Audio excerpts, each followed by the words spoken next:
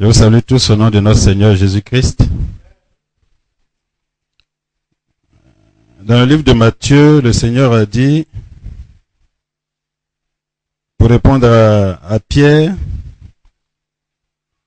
il a dit, Matthieu chapitre 16, verset 18, « Et moi je te le dis que tu es Pierre, et que sur cette pierre je bâtirai mon église, et que les portes du séjour des morts ne prévaudront point contre elle. » Amen. Donc, il y a quelque chose qui doit être clair pour nous tous, c'est que il y a une seule église, et c'est le Seigneur qui l'a construit. Il est en train de bâtir son église, comme il a dit. Amen. C'est pourquoi il a dit, aussi par l'apôtre Paul, que le dernier adversaire qui sera terrassé, c'est la mort. Et il dit ici, les portes du séjour des morts ne prévaudront point contre l'église que lui construit. Amen. Ça n'a rien à voir avec les organisations qu'on voit aujourd'hui. L'église que Jésus construit, c'est lui qui la contrôle.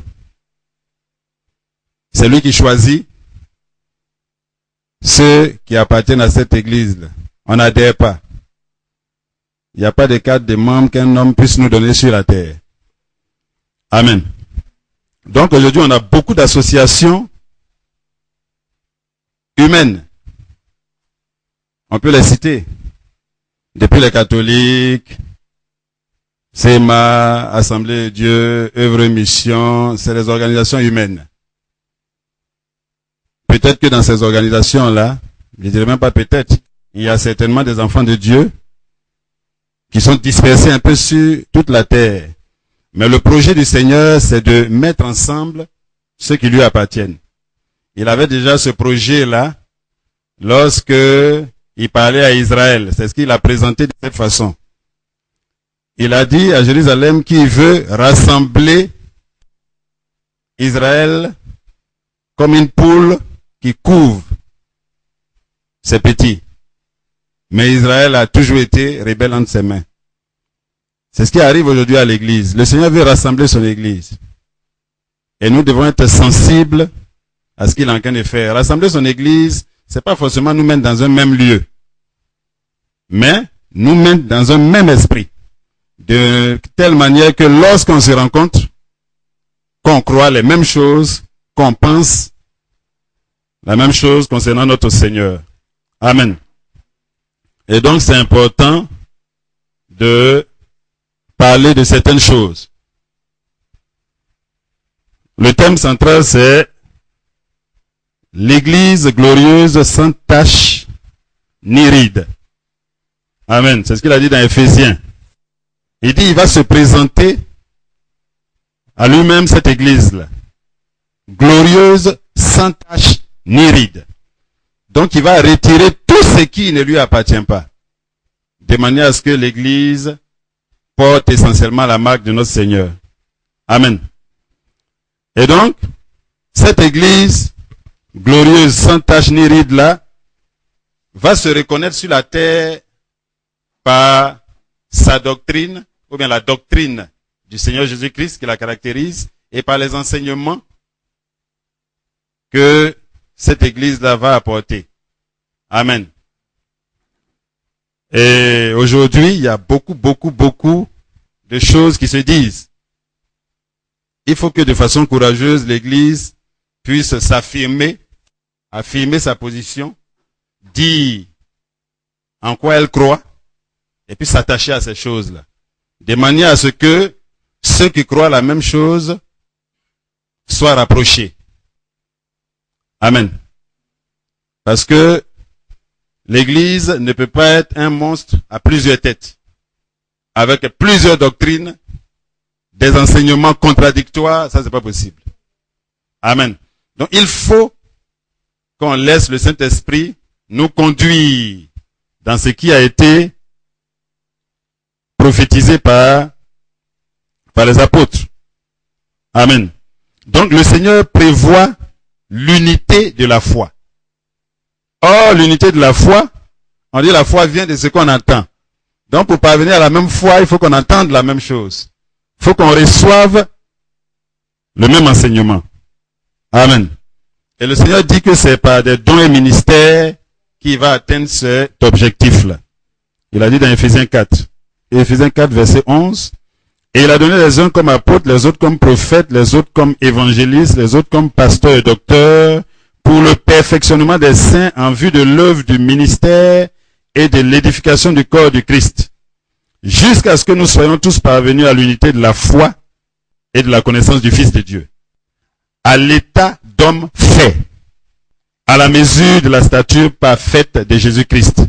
Donc c'est de ces choses-là qu'on veut parler. Ça fait que c'est très important ce que nous entendons, ce qu'on reçoit comme enseignement concernant notre Seigneur. Il y a tellement d'enseignements divergents sur la terre aujourd'hui qu'il faut vraiment que l'Église puisse se prononcer sur ces choses-là. Amen. Et donc, on va donner l'enseignement, et puis si par la suite il y a des questions, on pourra poser ces questions-là. Amen. Mais l'enseignement d'aujourd'hui, je pense que lui, il ne pourra pas poser problème, parce que c'est pratiquement une évidence dans les Écritures. Amen. Mais il y a d'autres enseignements qui, c'est sûr, ça va amener beaucoup à dire. Mais l'objectif, c'est que chacun prie pour que le Seigneur, le Saint-Esprit, l'instruise sur ces choses-là. Parce qu'en dernier recours, c'est lui qui va nous expliquer la chose, c'est le Saint-Esprit. Les hommes ne peuvent pas. Amen. Donc les hommes, eux, ils parlent de ce que Dieu leur a dit. Et l'Esprit, lui, se charge de nous convaincre. Et donc, on ne parle pas pour convaincre. On parle pour dire ce que Dieu nous a dit. Et maintenant, le Saint-Esprit, qui est dans chaque racheté, se charge soit de confirmer ou bien d'infirmer. Et chacun doit carrément, ou bien en toute responsabilité, s'attacher à ce que le Seigneur lui a dit sans regarder à ce que les hommes peuvent penser. Amen. Donc, le thème d'aujourd'hui, on a dit, c'est le disciple accompli sera comme son maître. Amen. Ça, c'est le thème d'aujourd'hui. Le thème de la prochaine fois, ça sera les réunions organisées. Une contrefaçon de la communion des saints. Parce qu'on a vu que l'un des plus grands démons qui combat l'Église aujourd'hui, ce sont les réunions des chrétiens. Satan a utilisé ce qui devait être une bénédiction pour en faire une grande malédiction. Et c'est ça même qui combat l'unité de l'Église. Et on va en parler la prochaine fois. Ensuite, on va parler aussi du ministère de l'apôtre Paul.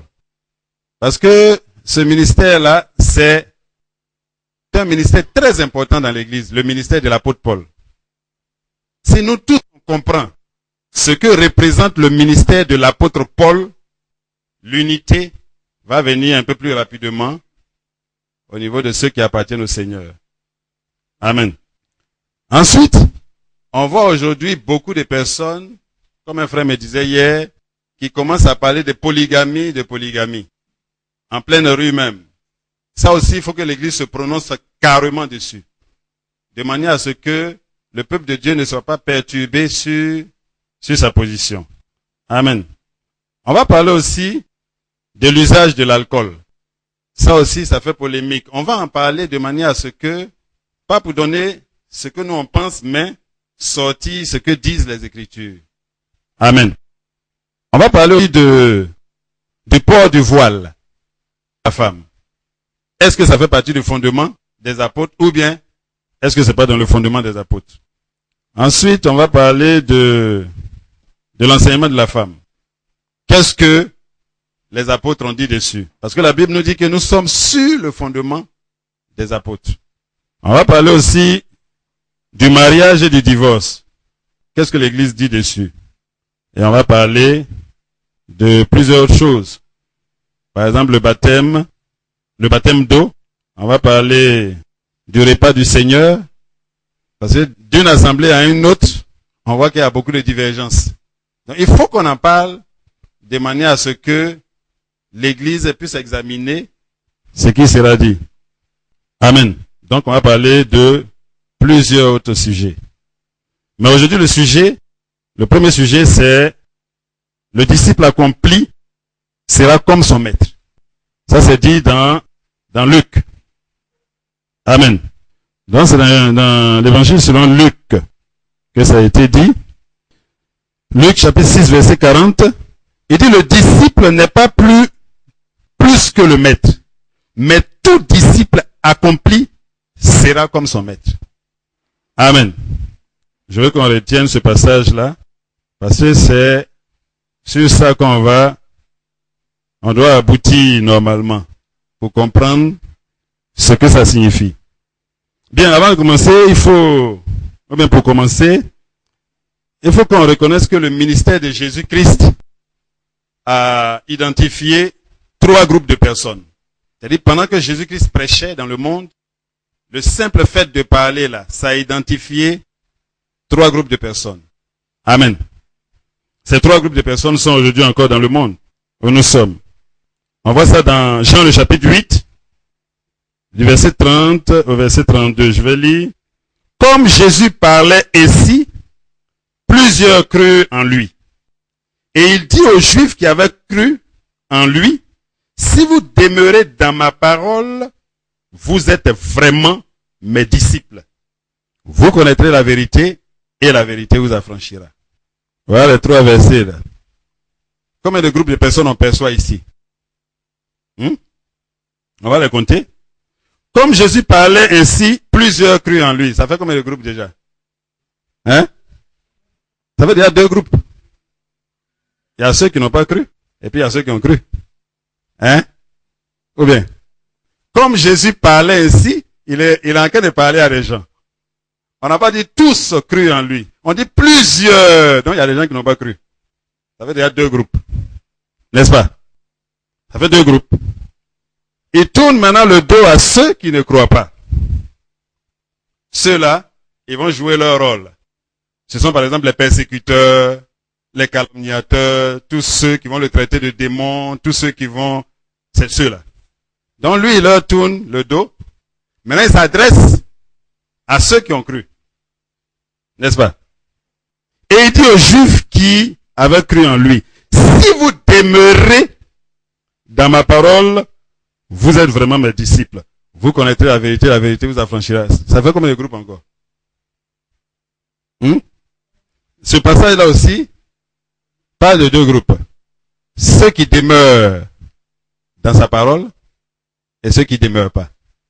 Et c'est ceux qui demeurent dans sa parole qui sont ses disciples. Donc il en vient nous dit que le simple fait de croire ne fait pas de nous des disciples. N'est-ce pas? Ça fait 3 groupes.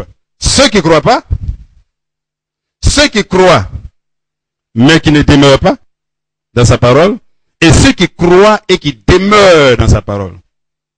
C'est les vrais disciples. Vous êtes vraiment mes disciples. Amen. Donc c'est les 3 groupes. Ça apparaît. Bien. Mais nous, on ne va pas s'intéresser aussi à ceux qui ne croient pas. Eux, on a dit, on connaît leur rôle.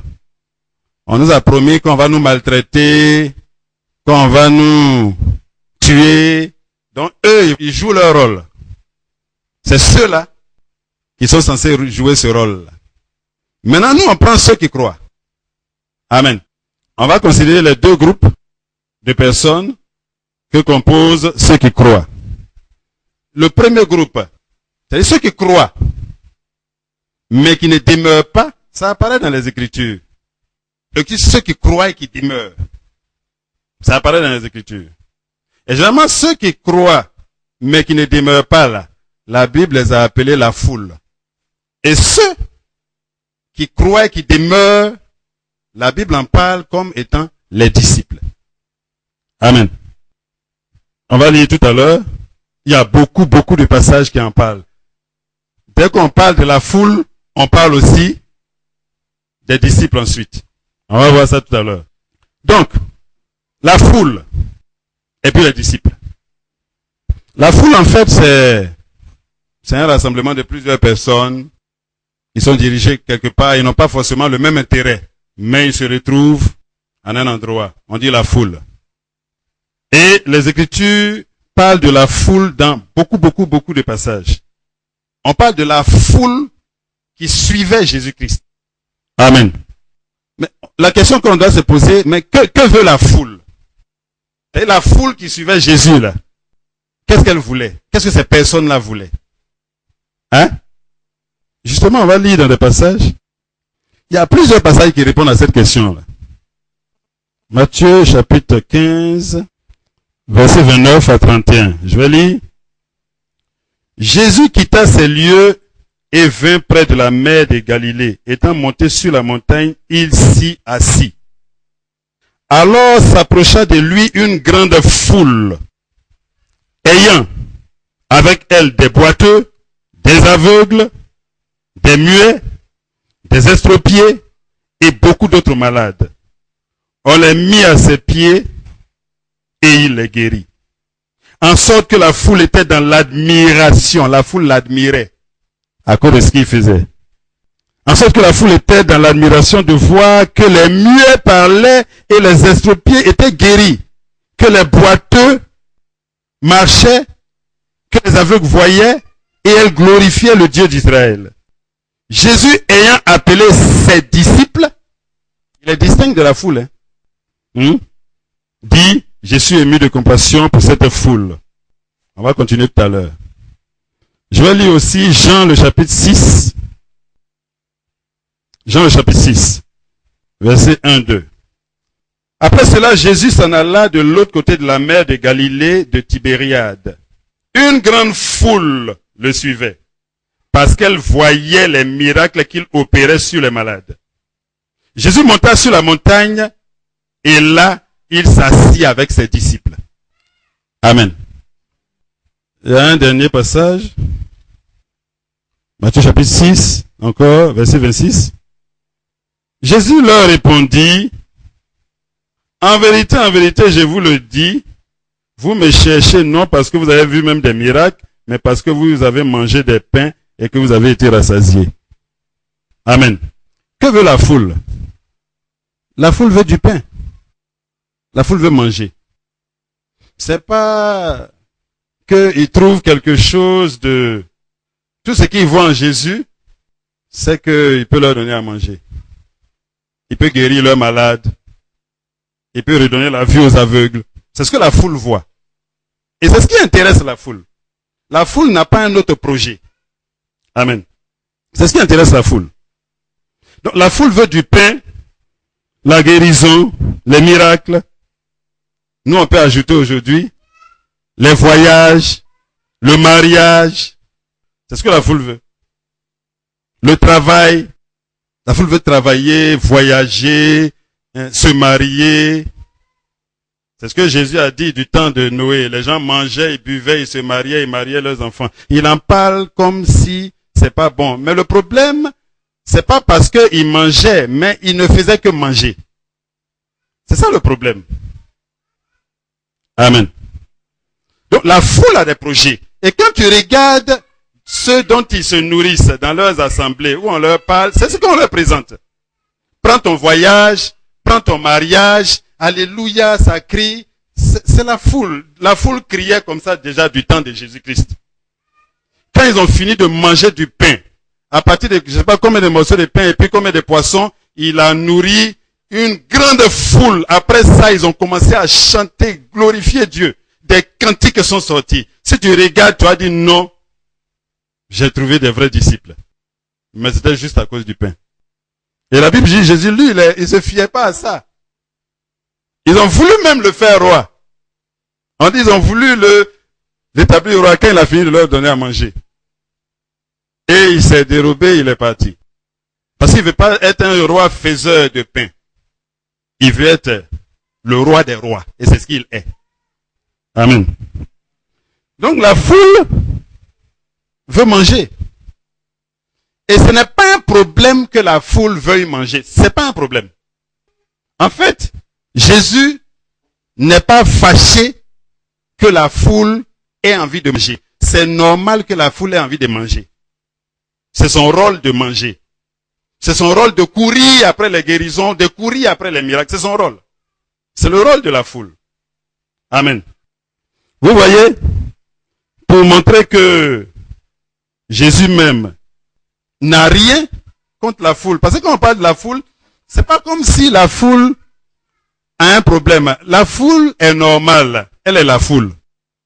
Donc, elle veut ces choses-là. Amen. Dans la suite de ce qu'on a lu tout à l'heure, on dit, Jésus ayant appelé ses disciples dit, je suis ému de compassion pour cette foule. J'ai pitié. Parce qu'ils me suivent depuis un certain nombre de jours et puis ils n'ont pas encore mangé. Donc, en fait, son problème, ce n'est pas, non, ceux-là ne sont pas mes disciples. Voilà mes disciples ici, j'ai donné à manger à mes disciples. Non. Et si vous remarquez même dans ce passage-là, la foule a mangé avant les disciples. Avant le Seigneur, avant les disciples. Amen. Mais la foule, elle ne peut pas attendre. Elle a faim, elle veut manger, elle est venue pour manger. Tu ne peux pas dire à la foule même de distribuer. Sinon, elle va à la maison avec. La foule ne peut pas distribuer. Mais les disciples, vous voyez, il y a une différence qui apparaît, qui est normale. C'est une différence qui apparaît normalement. Il dit, je suis ému de compassion pour cette foule, car voilà 3 jours qu'ils sont près de moi et ils n'ont rien à manger. Je ne veux pas les renvoyer à jeun. Parce que ce qui arrive aussi, pas ce qui arrive à la foule, mais ce qui est normal aussi pour la foule, c'est qu'après les miracles, après la nourriture, on renvoie la foule à ses occupations. La foule s'en va faire ce que elle a à faire. Mais maintenant, on les renvoie pas, eux, ils sont là. Donc la foule vient dans le but d'obtenir quelque chose. Quand la foule a fini d'obtenir, on dit bon, allez-y à la maison. Allez-y, rentrez chez vous. Allez, venez encore prochainement. Et puis ils s'en vont. Amen. Il dit, je ne veux pas les renvoyer à jeun, de peur que les forces ne leur manquent en chemin. Les disciples lui disent, comment nous procurer dans ce lieu désert assez de pain pour rassasier une si grande foule? C'était aussi leur formation pratique. Eux, ils se posent cette question en tant que disciples. Mais la foule même ne se pose pas cette question.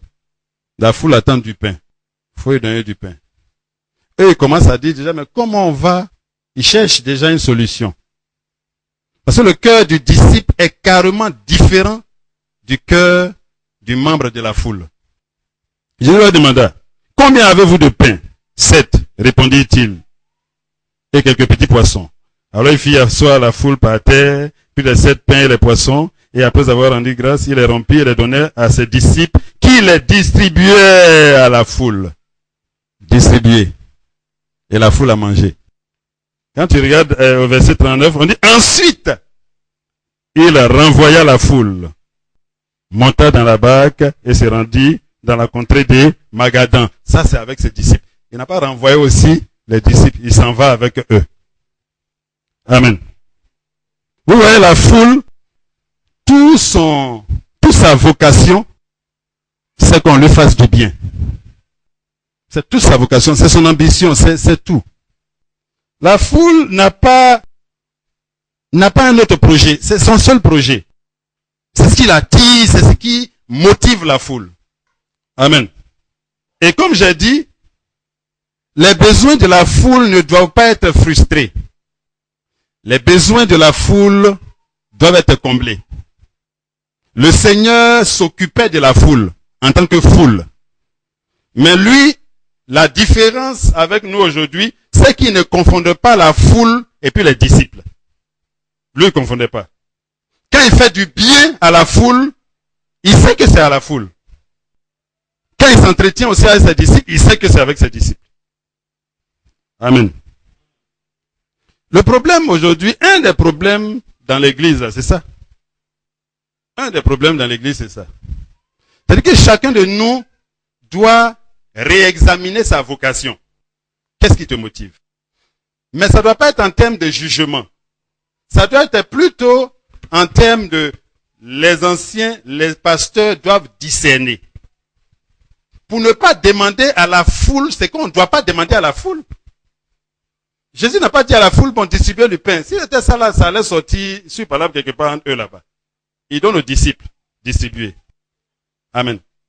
La foule n'a pas dit qu'elle veut être disciple. La foule n'a pas dit ça. La foule n'a pas de projet de devenir disciple. Ça là, il faut que on comprenne ça. Parce que un des gros malaises dans l'église aujourd'hui, c'est ça. On veut imposer un joug à la foule. Le joug n'est pas pour la foule. Le joug est pour le disciple. Le pain est pour la foule.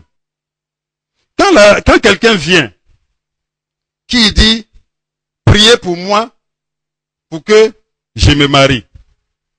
Faut pas donner ce verset qui est hors jeu là même d'ailleurs.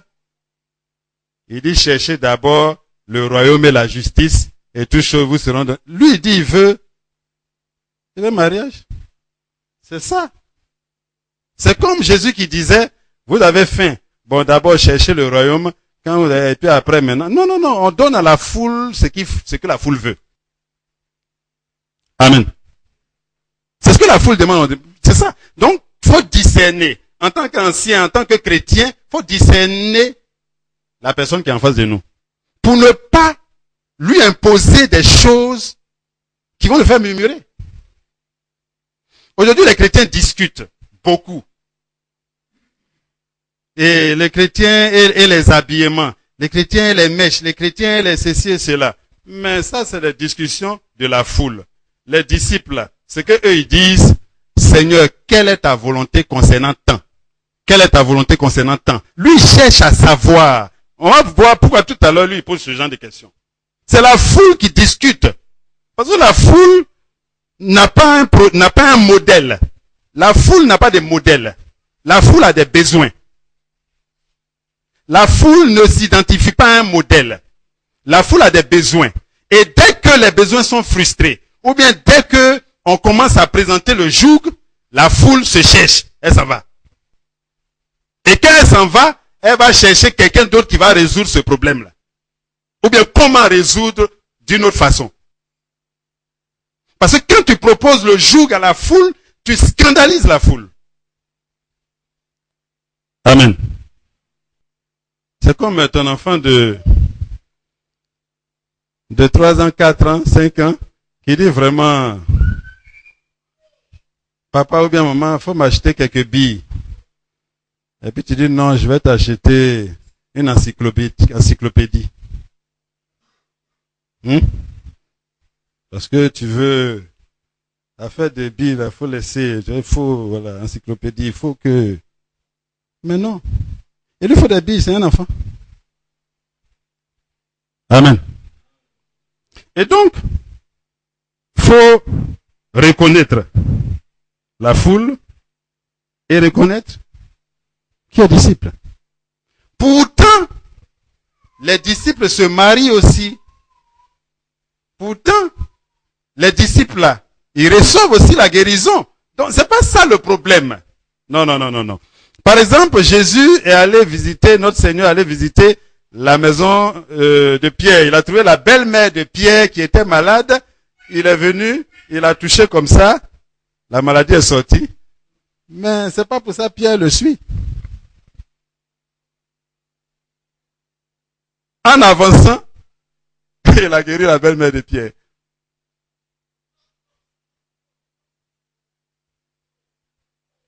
C'est ça la chose. On dit du temps de Noé, les gens mangeaient, ils buvaient, ils se mariaient, ils mariaient leurs enfants. Tout ça, Noé a fait tout. Mais le problème, c'est que Noé ne faisait pas que ça. Noé a vu ce qui allait arriver. Il a connu la volonté de Dieu. Et lui, pendant que les gens partaient à leur occupation, lui, son occupation, en fin de compte, c'était lâche.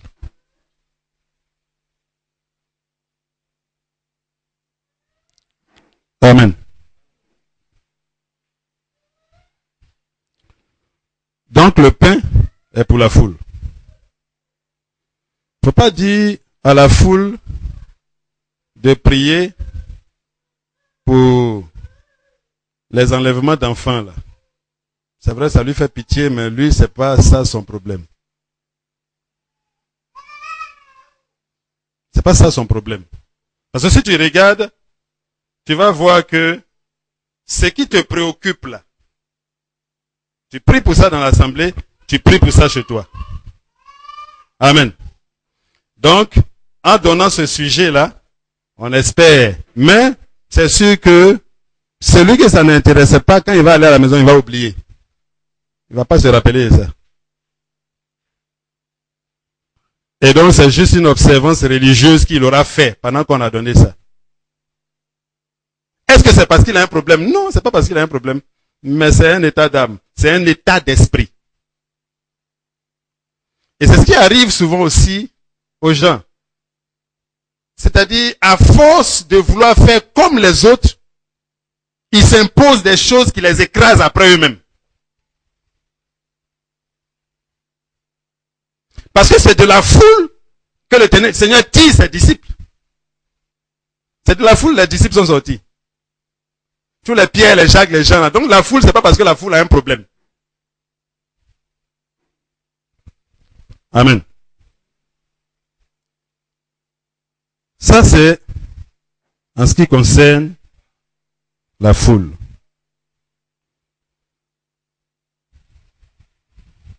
Maintenant, le disciple.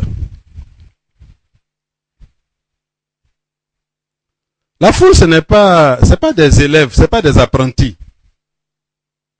Mais le disciple, lui, c'est un élève. C'est un apprenti. Il est venu apprendre. La foule ne vient pas apprendre. La foule vient pour que son besoin soit comblé. Mais le disciple, c'est un élève. C'est un apprenti.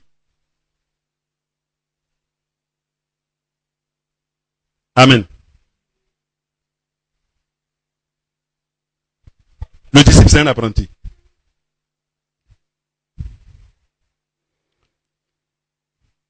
Apprenti de qui?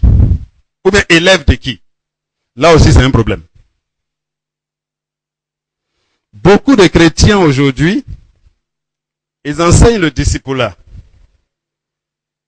Mais dans leur discipulat, ils enseignent là, c'est le pasteur qui est le maître. Et puis eux, ils sont les disciples. Mais si tu es disciple de ton pasteur, tu vas ressembler à ton pasteur. Malheureusement, tu vas ressembler à ton pasteur.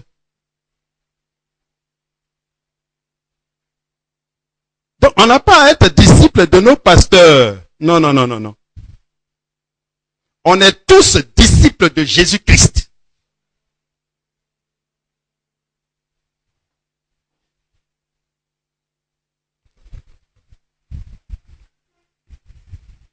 On est tous disciples de Jésus-Christ. Et c'est ça, aujourd'hui, qui fait que beaucoup de chrétiens, ils ont besoin de parler comme leur pasteur, de s'habiller comme leur pasteur, de faire comme leur pasteur. Non.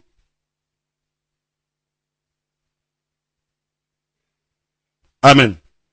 Pourtant, qu'est-ce que l'apôtre Paul nous dit? C'est Dieu qui établit des anciens sur l'église. Mais il faut qu'on comprenne la pensée du Seigneur.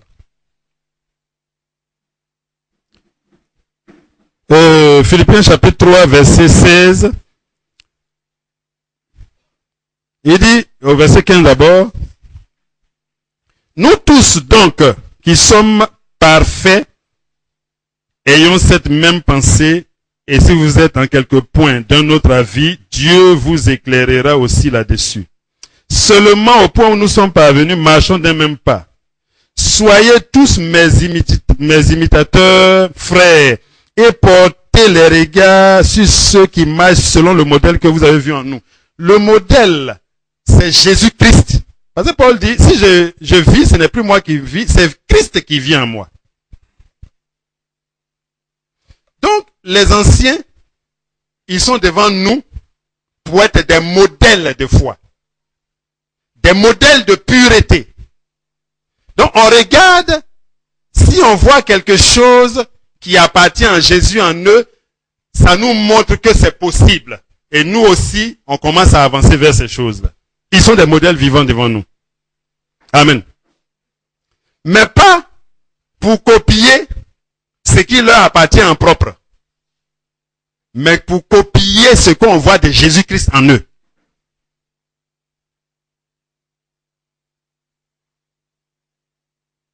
Un pasteur qui se met devant l'église. C'est même pas si il doit dire devant l'église. Ou bien devant sa boutique. Pour dire, moi que vous voyez là, j'aime l'argent. Mais quelqu'un comme ça là. Mais qu'est-ce que tu fais là? Bon. Peut-être que la seule explication, c'est qu'il a la foule en face de lui. Parce que notre Seigneur a dit que l'amour de l'argent là, c'est la racine de tous les maux. Maintenant, quelqu'un dit, moi j'aime l'argent. Mais en fait, quand ils sont là, c'est le même sentiment qui les unit. Sinon, un disciple, depuis ce jour-là, il fuit, il ne revient plus.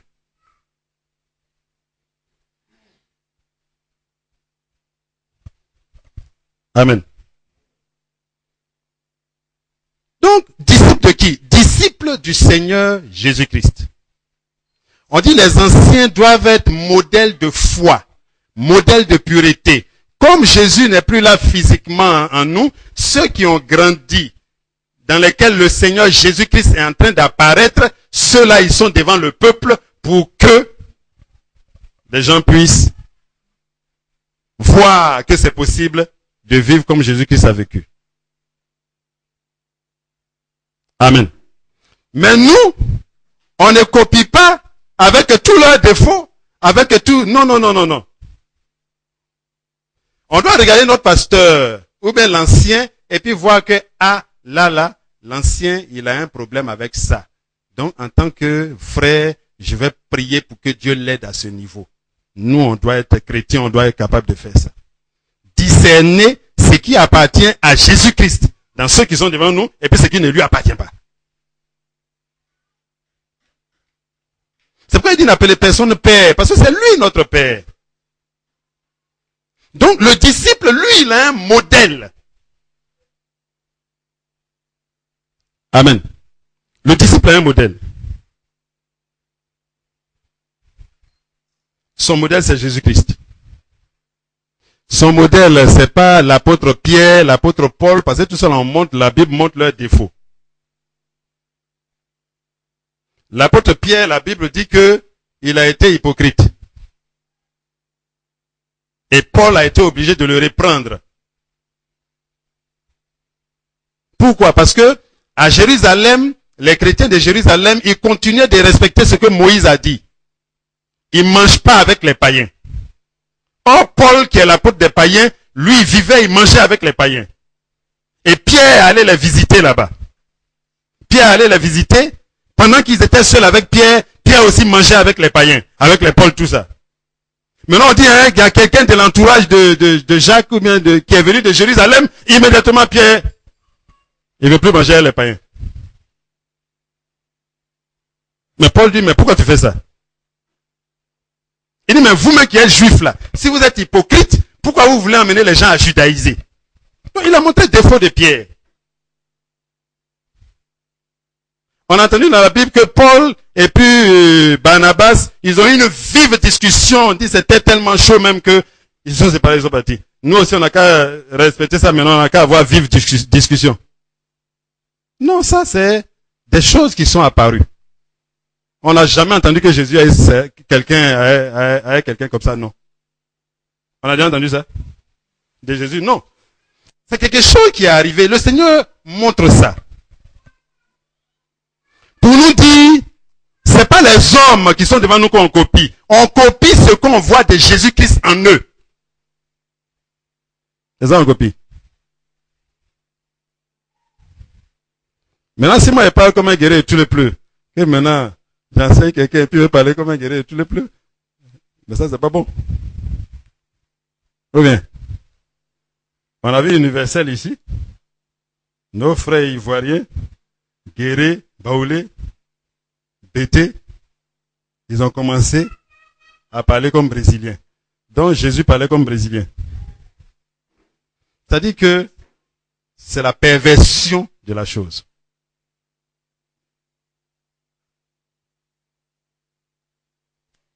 Le disciple, lui, il a un modèle, il a une vocation, il a une seule vocation.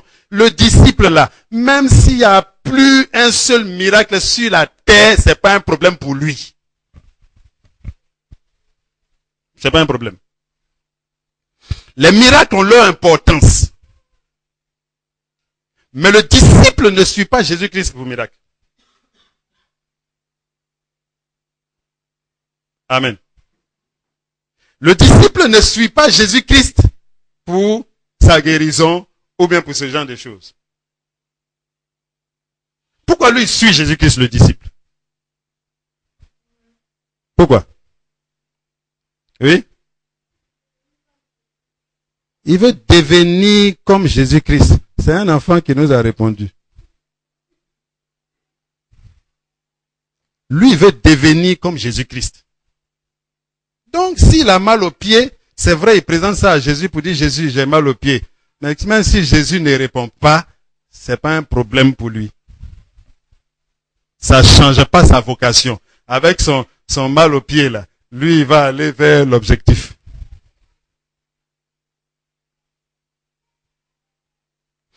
Maintenant, si ce sont des disciples qui sont rassemblés, mais ça résout le problème. Pourquoi on va discuter, est-ce que chrétien doit mettre mèche, ou bien quel chrétien ne doit pas mettre mèche? On doit dire Jésus-Christ là, quelle est sa volonté concernant ça? Puis c'est tout. Pour que la foule continue ce que la foule a à faire et que les disciples fassent ce qu'ils ont à faire.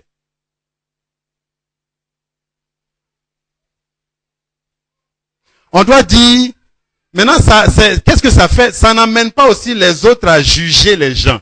C'est comme j'ai dit tout à l'heure, chacun marche selon sa foi, selon son âge. Mais le modèle doit être présenté de façon claire. On ne doit pas essayer de faire évoluer la volonté de Jésus-Christ. Elle est la même. La volonté de Jésus n'est pas matérielle, elle est spirituelle. Et on l'aperçoit dans le matériel. Donc, le disciple a une seule vocation. Il a un seul projet. Il a une seule ambition. C'est de ressembler à son modèle. Non seulement de ressembler, mais de devenir comme son modèle. Voilà. Amen. C'est pourquoi, dans le même Jean chapitre 6, on dit, parce qu'il a dit tout à l'heure, vous êtes vraiment mes disciples. Donc, le véritable disciple, c'est celui qui demeure dans la parole de Jésus-Christ. Demeurer dans la parole de Jésus-Christ, c'est quoi? Peut-être pour beaucoup, c'est de lire la Bible tous les soirs. Ou bien tous les jours. Non. En son temps-là, demeurer dans la parole de Jésus-Christ, c'était quoi? Au moment où il parlait. Non, pour faire même cette volonté, demeurer dans la parole de Jésus-Christ, c'est... Oui, c'est bon, pas même forcément faire sa volonté. Parce que le disciple, il y a des choses qu'il ne peut pas encore faire. C'est pour dire le disciple accomplit. Donc le disciple progresse vers son accomplissement. Donc c'est pas forcément faire la volonté.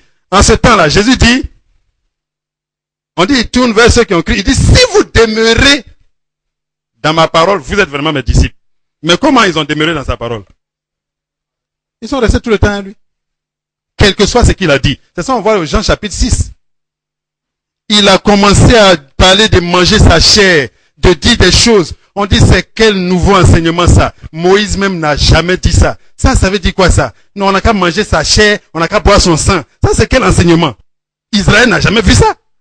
Il dit, lui, il est le vrai pain qui est descendu du ciel. Il dit, mais c'est quoi ça? On dit, à partir de ce moment-là, plusieurs de ses disciples, c'est de ceux-là qu'il a parlé, vous êtes vraiment. Plusieurs de ses disciples, après l'avoir entendu, lisez Jean chapitre 6. Il a parlé. Tout le Jean chapitre 6. Si tu ne manges ma chair, si tu ne bois mon sang, ils n'ont jamais entendu ça. Pour eux, normalement, comme ça là, on va demander à l'Éternel, est-ce que lui là, c'est toi qui l'as envoyé? Mais eux, ils disent non, c'est trop choquant. C'est pas affaire de choquant, c'est affaire de, est-ce que Dieu a dit ça? C'est tout. Que ça te choque ou pas, c'est pas ça le problème. est-ce que Dieu a dit? Parce que le disciple, lui, c'est ce qui l'intéresse. C'est vrai que ça me choque, ça m'effraie, ça me fait peur. Mais est-ce que Dieu a dit ça? Et si Dieu a dit ça, c'est fini. Il lui reste maintenant à prier pour dire, Seigneur, aide-moi. Aide-moi. Aide-moi à parvenir à accomplir ta volonté. Le disciple, c'est pas celui qui accomplit la volonté, forcément. Le disciple, c'est celui qui a un modèle de volonté, un modèle d'humanité devant lui. Même s'il ne ressemble pas encore à ça, mais il a vu ça, il veut aller vers ça. Et s'il a vu ça, rien ne peut plus l'arrêter. Mais la foule n'a pas un modèle à long terme. La foule voit la guérison. Donc si la foule n'obtient pas ça, la foule est découragée et la foule peut devenir bouddhiste. Ou bien israélien.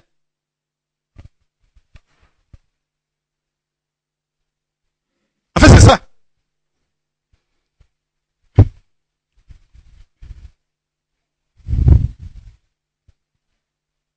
Dès ce moment, plusieurs de ses disciples se retirèrent et ils n'allaient plus avec lui. Comment ils peuvent demeurer dans sa parole encore? Ils sont plus à lui. Donc, demeurer dans sa parole, c'est être constamment avec lui. Donc, demeurer dans sa parole, aujourd'hui, c'est pas lire chaque soir, lire. Tu peux lire de façon profane. Demeurer dans sa parole, c'est être rempli du Saint-Esprit pour connaître à chaque instant la volonté du Seigneur. C'est ça, demeurer dans sa parole aujourd'hui.